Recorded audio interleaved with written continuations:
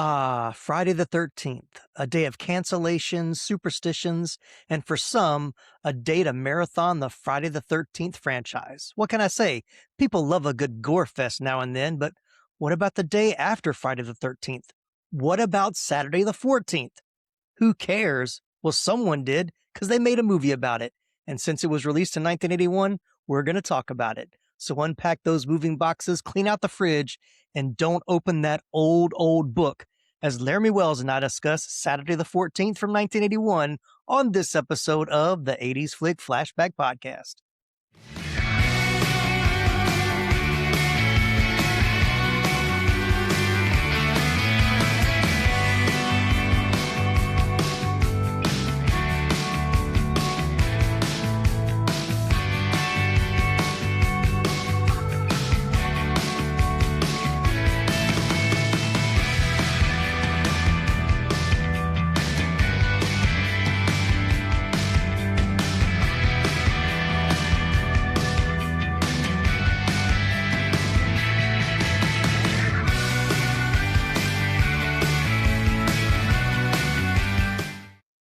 Well, welcome to the show, everybody. I am your host, Tim Williams. Joining me to brave the cobwebs, the vampires, and the terrible rubber monster suits, it's a guy who knows that while Friday the 13th is bad, Saturday the 14th is much, much worse. Let's welcome back to the show, Laramy Wells from Moving Panels Podcast. How you doing, Laramy? There's so many owls, Tim. So many owls. They were keeping us up at night. Yeah, so Laramy was very excited about Saturday the 14th. He owns a Blu-ray copy. I'm sure it's a rarity these days, but we were talking about before we started recording. This is a true forgotten 80s flick. Not a lot of backstory, Not a lot of trivia that we're going to be able to go over, but we will talk about all that there is to talk about in this zany, it's kind of a genre mixing comedy. Yeah. And I'm sure you'll talk about this, but Roger Corman adjacent. Yes, yeah, very much so. Very much so. Well, let's jump right in. No need to waste any time, but you know how we do this. Laramy, when did you see Saturday the 14th for the very first time? And you know how TV. we do this. I saw this on TV. I don't remember exactly when. I just know I saw it on TV as a kid. That's all I can tell you. So yeah. And this is one of those that stuck with me. Like, it's one that I saw it as a kid, did not see it again until I was an adult. But I remembered the movie. And see, I'm kind of the opposite because I've seen that cover, like, it pops up, of course, around Friday the 13th and different 80s groups that I'm a part of.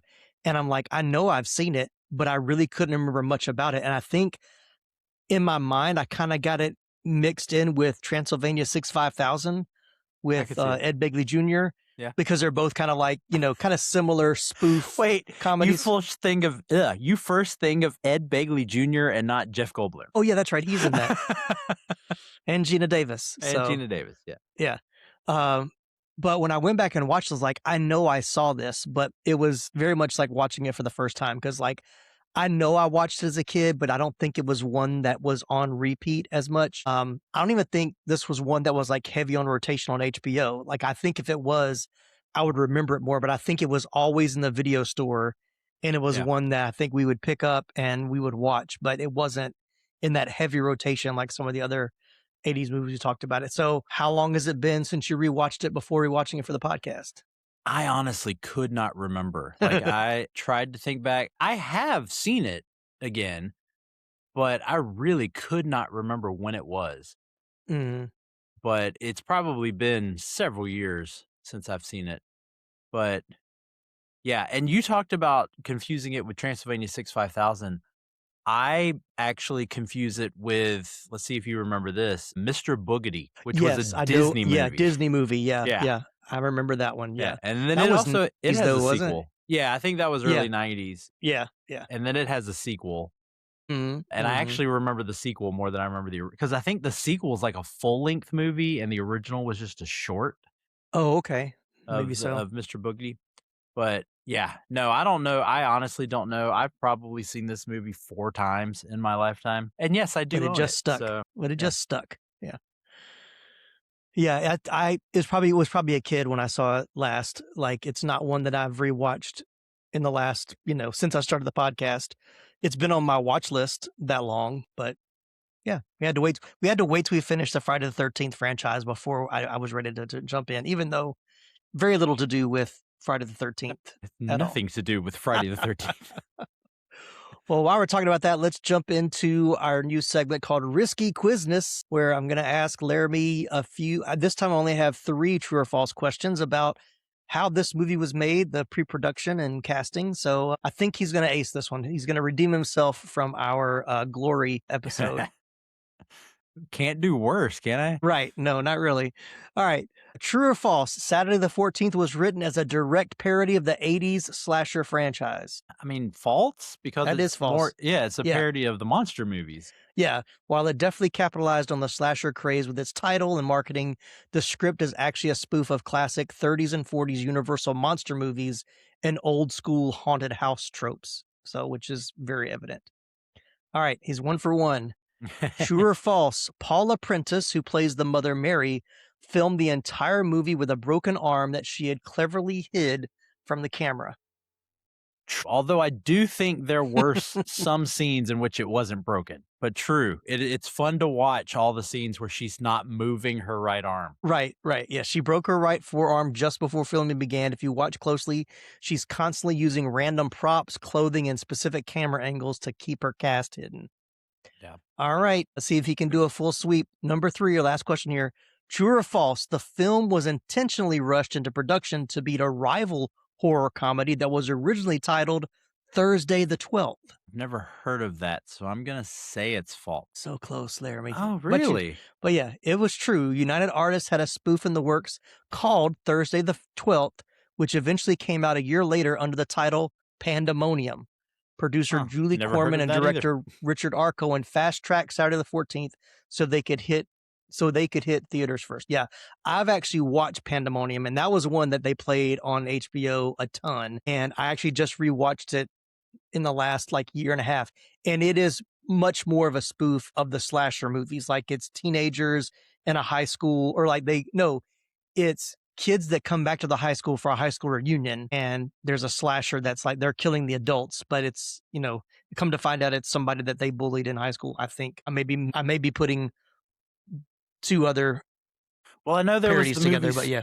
Excuse me. I know there was the movie Student Bodies. Yeah, it's very, very similar, but Student Bodies was R, and Pandemonium is very much PG, but it's much more like an airplane type parody where it's like a lot of the sight gags and those kind of things. But anyway, okay, we'll get to that one eventually. I was like, maybe now that we finished the Friday the 13th franchise, I may do the parody comedies going forward. So since there's a few of them, Student Bodies, Pandemonium are 2, and there are a few others that came out around that time. So that is pretty much all there is about pre-production. Was Julie Cohen, who is the is the wife of Roger Corman, right? Yep. I think that's right. Yeah. She heard about the original story that was a parody of the old monster movies, and she wanted to throw her hat in the ring as a producer, got a director on board, and they made the movie in 3 weeks. It was very quick filming and production. So anything that you know about it? Was there any special features on your Blu-ray? There's an interview with Julie Corman, but honestly, it's just her talking about the what the movie is writer and the actor. Oh, yeah. It was kind of dull, to be honest. All right, well, let's jump into the cast. So we'll start with the first person, Richard Benjamin as John Hyatt, the father of the family.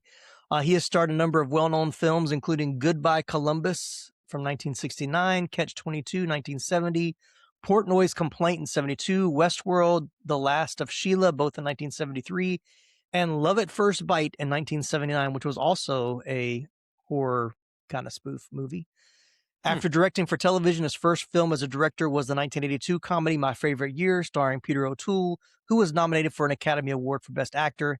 His other films as a director include City Heat in 84, The Money Pit, which we've covered in 86, My Stepmother's an Alien in 88, Mermaids in 1990, Made in America in 93, Milk Money in 94, Mrs. Winterborn in 96, and Marcy X in 2003. He was actually cast in lead role for this film after 2 years earlier having made a standout supporting performance in another horror comedy, Love at First Bite, as I mentioned, which also spoofed the Dracula legend. And I would say I bought a 2-pack Blu-ray of Love at First Bite and, oh gosh, what's the one with Jim Carrey and Lauren Hutton? Is that Twice Bitten? Twice Bitten. Yeah, that's it. I couldn't remember the other one. So, so I watched both of those a couple of last year, and it's actually really funny. Like it's definitely dated for 79. It's got a whole disco number in the middle, like a little spoof of Saturday Night Fever in there. But yeah, but I remember that's what I kind of remember Richard Benjamin from. I kind of know him more as a director than an actor, but kind of like this movie. What's crazy is I remember him. You probably don't. I don't even know if you'll know what I'm talking about. There was I want to say it was an HBO movie called The Pentagon Wars with Kelsey Grammer and Carrie Elways. Okay. And it's a comedy, but it's based on a true story about the Bradley vehicle, and he's in it. That, for some reason, is what sticks in my head. Is whenever I see him, like I remember back to the Pentagon Wars. Mm-hmm. I'm sure I've seen him in other things, but yeah, I think I might have known him more from TV, but I definitely knew him from this. And kind of Love at First Bite, because I remember that Love at First Bite used to play on TV like every Halloween when I was really little, like from like in the early 80s. And so I think I watched the TV version a couple of times. All right, and then we've got Paula Prentice as Mary Hyatt, the mother of the family. She's best known for her roles in Where the Boys Are in 1960, Man's Favorite Sport, in 1964, What's New Pussycat, 1965, lots of questionable titles. Catch-22 in 1970, The Parallax View in 74, and The Stepford Wives in 75. Yep. From 67 to 68, she co-starred with her husband, Richard Benjamin, in the CBS comedy He and She, for which she received a nomination for a Primetime Emmy Award for Outstanding Lead Actress on a Comedy Series. So I think they met. No, they were already married when they made this movie. So yeah. As we mentioned earlier, the movie was produced by Julie Corman, wife of legendary B-movie king Roger Corman. Julie Corman revealed in interviews that Paula Prentice absolutely refused to wear standard vampire fangs for her scenes after her character is bitten. Richard Benjamin actually had to be the one to play mediator and break the news to the director. So I did read like he had to convince her that she could pull off being a vampire even without the fangs. Yeah. She actually talked about that in the little in the interview session. Okay. So, yep. Yeah, I did not know they were married. Like I'd never heard of the he and she show. Nope. I didn't know. Honestly, I knew her from Stepford Wives. I'm a big fan of the Stepford Wives. So I did know her from that, but I think that is the only thing I know her from. Yeah, I wouldn't have known her. I think I've seen the Stepford Wives, but it's been a long time. So, but yeah, this is the only thing I think I would have known her from for sure. Yeah. Apparently, the two of them hosted an episode of Saturday Night Live back in the 80s too. Oh, like, together, I can see that. Like they co-hosted. Yeah, I think I saw on his like filmography. I think he'd hosted Saturday Night Live a couple of times, so maybe 2 or 3 times. So, yeah, apparently that He and She show was pretty popular. Yeah, must have been. Yeah. But they didn't show those reruns after school when I got home when I got home, so didn't see those. So I saw Simon and Simon, but not yeah. He and She. Oh yeah. Scarecrow and Mrs. King. There you go. Cagney and Lacey. Sorry, I'll stop now. All right, definitely a face that I do remember. I do know, and a name I know. Jeffrey Tambor as Valdemar, the vampire looking to buy the house. I mean, he's known for his television roles such as Jeffrey Brooks, the uptight neighbor of Stanley and Helen Roper in the TV sitcom The Ropers from 79 to 80. He was on the Larry Sanders Show. He was in Arrested Development, probably as most well-known to this generation. He was also on Transparent from 2014 to 2017. His film roles include Injustice for All in 79, Mr. Mom, which we covered in 83, There's Something About Mary in 98, How the Grinch Stole Christmas in 2000, Hellboy and Hellboy 2, The Golden Army. He was in the Hangover trilogy, The Accountant, and The Death of Stalin. But yeah, he's just been in so many movies. In The Accountant. Yeah. So I love it when he does comedy. I mean, he's good in like more serious roles, but he's so funny. But yeah, I knew him mainly from Mr. Mom. That was the movie that I saw a gazillion times as a kid. So that's probably my first introduction to Jeffrey Tambor outside of this that I actually remember. Well, let's see. Based off of years, I would probably say to where I actually like knew who I was Who he looking was. at would probably be The Grinch. Oh, okay. Yeah. Yeah. And then it would be Arrested Development because I think The Grinch came first. So it would be The Grinch Yes. first. Arrested Development was 2003 and The Grinch was 2000. The Grinch was 2000. Yeah. Yeah. So I would have immediately recognized him from The Grinch. Mm-hmm. Would have been not that I would, because I know I saw Mr. Mom as a kid, and yeah, his role is pretty small in that he's like at the very beginning and the end, but just not much. He's not like a main character in the neighborhood. He was one of his coworkers or his boss, I think. So, and I've seen, and I mean, I knew later that he's in Brenda Starr, which is another comic movie, but yeah. No, yeah. I don't think it would be anything before Grinch that I would have immediately known or recognized him. I probably still couldn't have told you his name. It probably wasn't until Arrested Development that I could have told you his name. Right. But identifiable, I would have gone, oh, like when I saw him in Arrested Development, I would have went, that's the mayor from The Grinch. Yeah. And I would have been like, that's Michael Keaton's boss that fired him in Mr. Mom. All right. And then next on the list, we got Severn Darden as Van Helsing. He was an actor and writer known for Battle for the Planet of the Apes in 1973. He was also in Real Genius in 1985 and Back to School in 1986.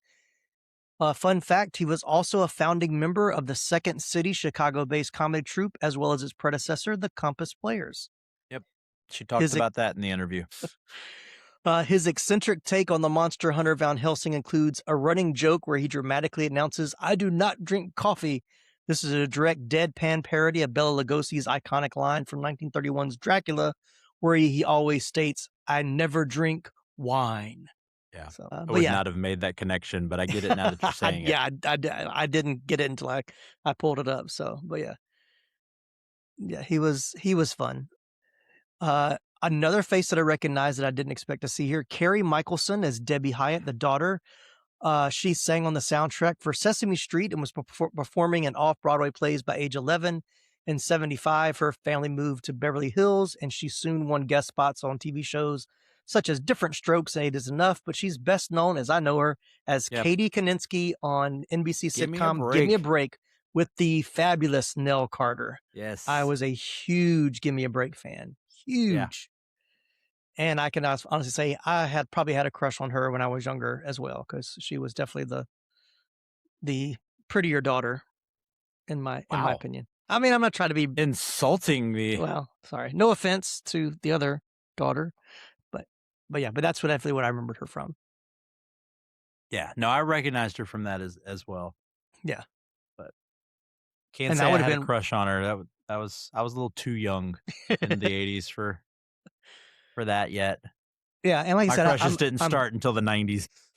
Yeah, I'm saying I'm guessing because I was like, I probably was too young to really think that, but I don't know. Reportedly, producer Roger Corman wanted her to be nude during the bath scene to spice up the video release in Europe, but she refused. He considered using a body double, but ultimately dropped the idea, which the movie doesn't need that at all. Like there's nothing, there's no really violence or language. I mean, that would just be so out of, it's such more of such a tame, like, and I even saw other articles and reviews talking about how like a family friendly, movie. So that would have really taken it out of that context. Yeah, for sure. So came close though.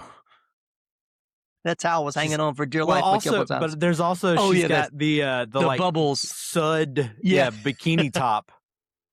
Yep. That she wore, but she was you didn't mention her age. She was 20 when they made this movie. Yeah. So even though I think she's supposed to be playing like a teenager. Yeah. She's probably playing like 16, 15 or 16 probably. Yeah.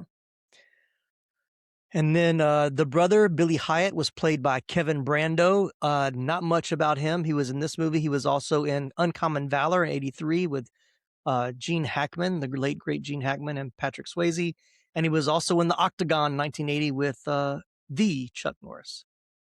And Wow. that's really all I had on Kevin No, Brando. Even though he had a face, I was like, I was thinking he grew up with somebody that I'd seen in something else, but I've seen Uncommon Valor. Maybe that's it. But I just thought he had done so more than that. no relation to Marlon Brando? No relation to Marlon Brando. He is actually the son of a band member from like a group of like in the 60s. His dad was in a pop group, but it wasn't. They had like one song. I didn't make note of it, but I'm sorry. But yeah, he probably took Brando as a stage name to get him some work as a kid. One I had to do a little digging on: Nancy Lee Andrews as Yolanda, wife of the vampire Valdemar. Valdemar? Valdemar? I don't know. Before stepping on the movie set, she was a highly successful international fashion model who graced the covers of major magazines throughout the 60s and 70s. Her most famous pop culture footprint outside of modeling was her long-term relationship with Beatles drummer Ringo Starr. She Oh, met there him you go. through John Lennon, and the two were engaged, dating from 1974 until 1980. After their highly publicized split, which included a palimony suit, she later published a book called A Dose of Rock and Roll, showcasing her personal photos and stories from her time in the rock scene. Very small role, but I was like, she had to be somebody, but there was very little information about her. And then only by name, because he's only at the very beginning of the movie, but Stacy Keach Sr., who of course is the father of Stacy Keach Jr., just goes by Stacy Keach. But anyway, he's known for Pet Sematary in '89, The Parallax View also in '74, which the wife was in, and he was also in Pretty Woman in 1990. He's also, let's see, his other son, James Keach, an actor, director, and producer, was married to actress Jane Seymour, so part of an acting family. But that's all I got on the cast. Anybody that you wanted to mention or you thought's worth mentioning? No, you had it. I wanted to make sure you got Stacy Keach Jr. or Yeah, Senior, excuse me, senior. Yeah. because that was the one where when I saw his name pop up, I was like, oh, hey, look at there. All right, we're zooming right along. Let's talk about iconic favorite scenes. So this might be a little hard because it's not one that's kind of emblazoned in my mind, but if someone said the movie Saturday the 14th, what scene immediately pops in your mind? So for me, there's two. There is the dad going, "Do you see any monsters in this room?" Yeah. While the monster's standing directly behind him. Right. Yeah. That always, and then it is the mom going, well, look at all these owls. Yeah. When she's Saw the surrounded by the bats. bats. Yeah. Like Yeah. that's the main two. That I always can connect to this movie. But yeah, other than that, nope. Yeah. I don't have an iconic scene because, like I said, I know the poster more than anything, or the video cover more than anything else. I was trying to think if there's anything. I think the monster in the bed was a scene that I remembered seeing before, but I wouldn't have thought of that until I watched it again, and so I was like, oh yeah, I remember this scene. And Which then I'll hold it up for people who are it's actually terrible. watching this. It's a terrible video. Is poster. that supposed to be Jeffrey Tambor? I don't know, because they combined two of the monsters together. So Yeah. because it's the Dracula suit, but it's the creature from the Black Lagoon head. Kind of, yeah. Yeah. So It's really hard to tell. not But a very man, good rendering. what'd you think of the cartoon animation at the beginning Oh, of the opening credits? that might have been my favorite part. My favorite scenes. I love the opening credits. And that, once again, that was a part that I was like, oh yeah. When it started, I was like, oh, I remember the cartoon at the beginning. I remember all the different, creatures coming up in the bat and all that kind of stuff. I was Yeah. like, all this the eyes. Yeah. And then as the movie went on, I was like, maybe I never finished it. Like that was just the cartoon. After the cartoon was over, I was like, yeah, I'm done. Or after the kid and with the creature behind him, the monster. I got to tell you, I watched this with my family. Okay. Lily was worried. I mean, she's Yeah, almost 8. Yeah. But I was like, no, it's a silly comedy. Mm-hmm. Even the things that look scary are just going to be silly looking. Yeah. Yeah. But we're watching it, and at one point, Ruby went, "How did this movie get made?" And then she was like, "Why did this movie get made?" And honestly, I'm sitting there watching it going, look, it's just that silly 80s Mm-hmm. comedy and all that.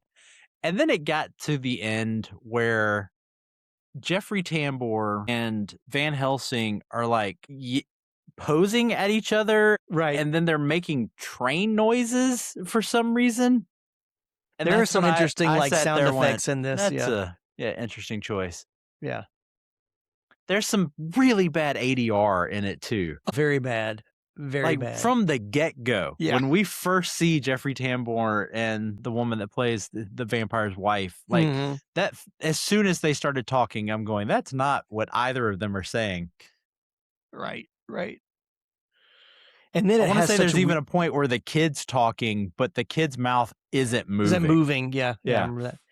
And there's some weird cuts too. Like there's just like scenes that just like end abruptly. And I was like, I'm like, was this supposed to be like a commercial break or something? Like it was weird. It had some weird moments, but choices were made. Yeah, choices were made. And I was trying to think, I was like, I can't really say, I'm not a Roger Corman, expert. I may have seen one or two of his movies, but I'm not one that watches a lot of them. I was like, is this his style? Is that kind of the way? It really felt like one of those old B movies, like the, like the Roger Corman movies? Yeah, exactly. Yeah. So like the late night drive-in type of movies. And also, well, maybe they're just parodying that as well. So, but yeah, what about favorite scenes? We talked about the opening credits. Yeah. Any other favorite scenes? No. I was like, I knew this was going to be a short episode. No. I will say it is so interesting that, again, it's called Saturday the 14th. It comes out a year after the first Friday the 13th. Right. It is not. So you would expect it to be a parody. Yeah. No parody. Not at all. No mention. In fact, this movie almost parodies Nightmare on Elm Street more. And that movie wasn't released till 3 years later. Yeah, because they mentioned Elm Street it was the street they were living on. The house across the street looks like Nancy's house. Right. And then the bathtub scene. Yes, the bathtub scene for sure. Like it almost makes me go, was Wes Craven like referencing this movie when he made the first Nightmare on Elm Street? He was like, nobody saw that Saturday the 14th movie. Let's do this. And Nightmare on Elm Street. We'll use the same house with the red door. We'll use the bathtub scene. We'll just use his glove instead of the fin. We'll put it on Elm Street. Yeah. Let's talk about weird scenes, since we're kind of there anyway. The scene where the cop first shows up and he's running past them at the house, and I didn't really hear what he said, but I guess he said, I forgot my badge, or I left my badge at home. I'm always forgetting. Yeah. When he comes running, it's right after the scene where the realtor lady, for some reason, comes to the house in like the middle of the night and gets killed. So they show like her purse on the ground and a little blood spatter. It sprays blood on it. Yeah. I'm thinking the cop is going to find the body while they're standing there. Nah. But no, it's completely disjointed. Like he only runs there then, so that like 20 minutes or 15 minutes later, when they're screaming for help inside the house, he hears them as he happens to be walking back, putting his badge on. I was like, it was just weird. No mention of the realtor lady goes missing. Like, nope, nothing. Nope. You had to have the one kind of, I guess, shocking kill. Yeah. Yeah. And but I love even that scene too, when you get the flash and whatever the creature was, like doing the, wiggly arms, whatever he was doing, you see that silhouette, and it's like, what is that? What is the creature doing? Like, so weird. I also, when the creature from the Black Lagoon character comes up out of the tub, the wrinkle in the suit, like as he's coming up, just killed me. I was like, oh, such a fake suit. And then what was the monster that it kept like doing its teeth? Like that's supposed to like, I guess it's just gonna chomp on them. It was just like, that's no growl, no roar, just well, even teeth. the alien looking monster that we first see in the kids' room and all that, like that looks like it's gonna be like this, like E.T. Mac and Me type. Yeah. Like, yeah. He's going to make friends with that one. And that's exactly what I thought was going to happen too. Like when he got close to him, I was like, oh, he's not dangerous. He wants to be a friend, but that was not the case. So logic, which I know is a big thing for you. Explain to me the book, because I was like, okay, very Evil Dead. Yes. Kind of reference there, which came out in 1980. So could have been possibly an inspiration for spoofing, but they, it didn't really they didn't really mention until later about how whoever opened the book is the one that's cursed or whatever. But then the kid just can't leave the house. Like every time he opens the door, Nobody can it's leave just the like, house. oh yeah. Because that's the running bit with the delivery guy. Yeah. Oh yeah. And then he comes in during the party, and then at the end of the movie when they're constantly going, "Who's he? I have no idea. We don't know who he is." Right. Yeah. Yeah. No, that's the running gag, is that once you enter the house, you cannot leave. Mm-hmm. But no, I didn't understand the book either. The whole thing, like Jeffrey Tambor says, whoever controls the book controls the world. Mm-hmm. Not really. How do they control the world? Yeah. And then, because it made no sense. Even when we get and I'm assuming we're okay now to do like a little bit of spoiler for this, 46-year-old movie. But even when we get the reveal that Van Helsing is actually the bad guy, mm-hmm. and the vampires are actually the good guys, even when they're explaining all that, I'm going, then why did he need the book? Like, why was Jeffrey Tambor so... I've been waiting 300 years to get a hold of this. Why? What are you going to do with it? Right. Because it looked like the only thing that can be done with it is it releases monsters. Mm-hmm. And clearly that's not what you wanted. So what was your plan?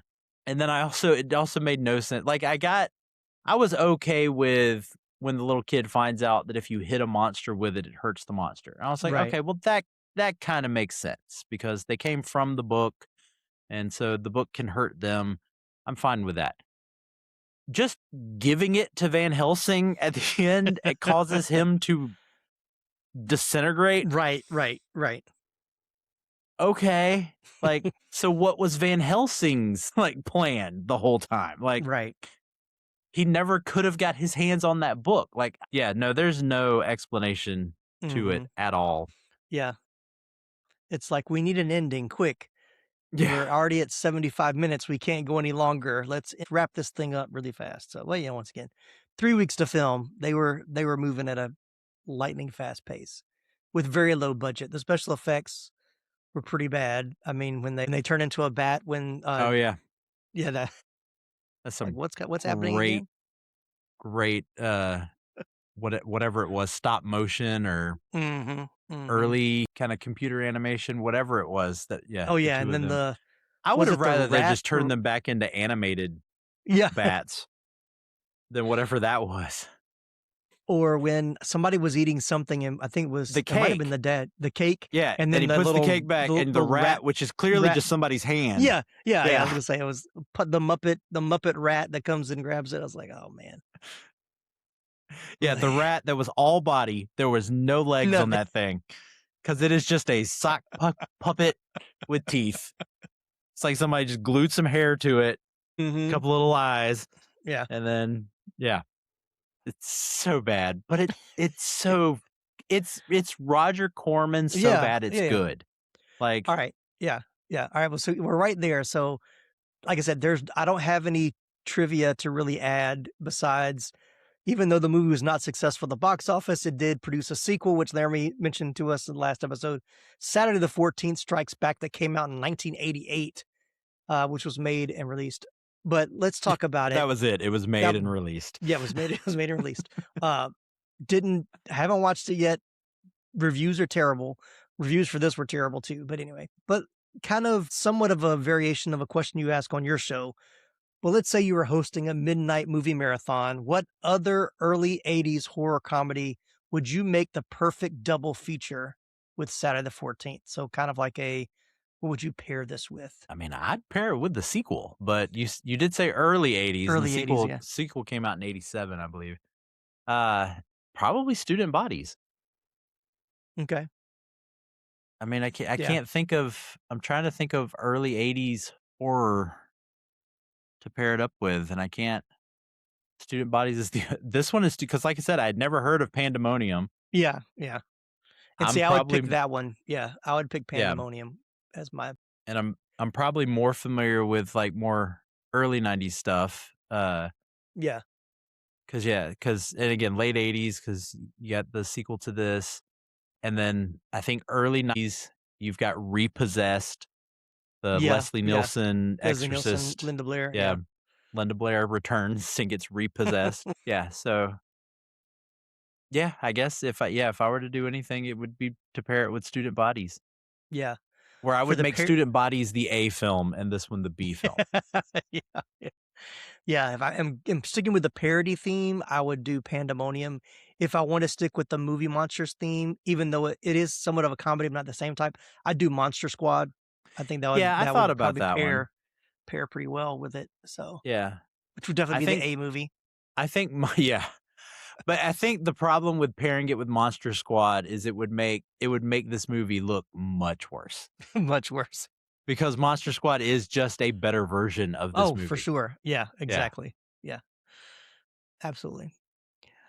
All right, well, let's talk about box office, and then we're wrapping it up pretty soon. It has a box office? It has a box office, and look, I have never searched harder for box office returns than I had for this movie.